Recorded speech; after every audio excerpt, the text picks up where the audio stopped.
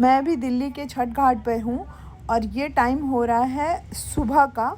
और मैं आपको इस वीडियो के अंदर 4 दिन से का चलने वाला महापर्व, जो कि बिहार और यूपी का बहुत ही फेमस पर्व माना जाता है, पूर्वांचल का, तो उस पर्व के बारे में मैं पूरी डिटेल से बताऊंगी।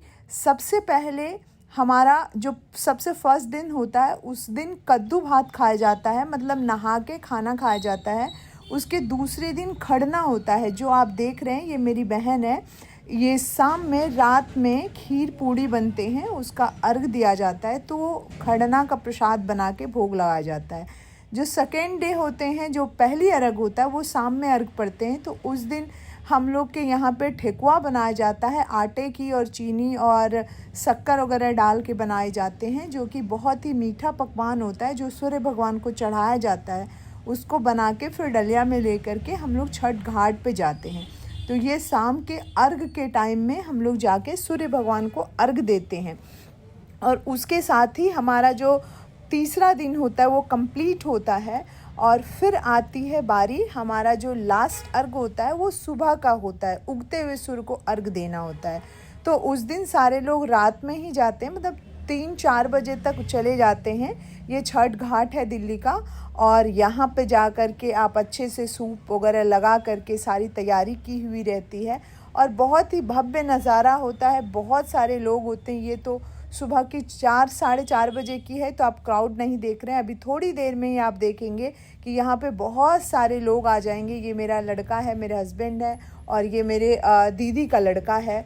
और यहाँ पे सारी तैयारियाँ हो रही है। धीरे धीरे लोग आते जा रहे हैं। फिर थोड़ी देर में आप देखेंगे कि यहाँ पे इतने लोग आ जाएंगे कि बहुत ज़्यादा भीड़। मेरी दीदी भी आ चुकी है। वो पूजा का उसके अंदर में पानी में खड़े रहना पड़ता है। ये महापर्व इसलिए बोला जाता है, 3 दिन बिना खाना पीना खाए, भूखे प्यासे, बहुत नियम निष्ठा के साथ इस पर्व को मनाया जाता है। ये एक पर्व नहीं है, ये एक भावना है जो हम बिहार वालों के लोगों में है, जो कि सूर्य भगवान आपके तेजस्व होने का, आपके जीवन को बेहतर बनाने के लिए बहुत बड़ा अपना सहयोग देते हैं।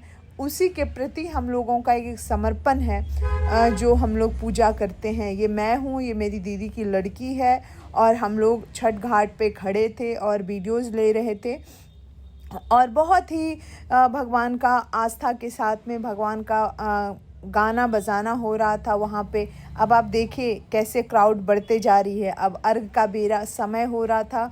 सूर्य उदय का जो दिल्ली में समय था वो 6:38 का समय था। 6:38 में सूर्य उदय हुई थी दिल्ली में, और फिर वहाँ पे अर्घ को दिया गया।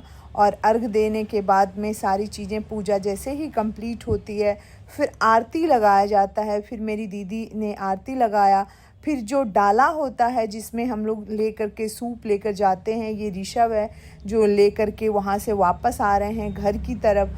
तो घर की तरफ आ करके जैसे ही वो घर पहुँचते हैं, तो सबसे पहले उसे पानी से, जिसको बोलते हैं हम हमारे भाषा में परछना, तो वो करते हैं। फिर हम लोग घर पे आए, कुशाग्र ने फटास लाया था, वही ऋषभ लोगों को दिखा रहा था। फिर कुशाग्र ने फटास चलाया। फटास, अगर दोस्त आप समझते होंगे, तो एक, चूँकि दिल्ली में पटाखा बैन थी, तो उसका एक अल्टरनेट ऑप्शन बन गया।